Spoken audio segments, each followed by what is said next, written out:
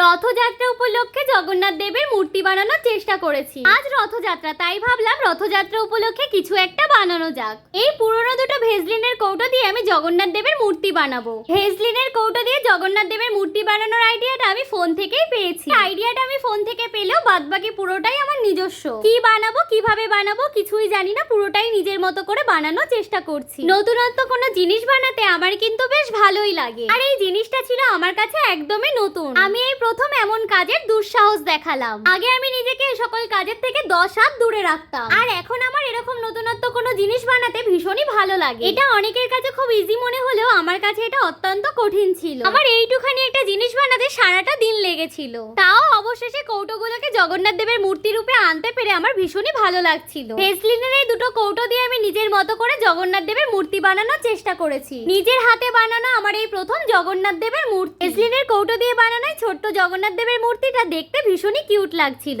জগন্নাথ দেবের এই ছোট্ট মূর্তিটা তোমাদের কেমন লাগলো জানিও।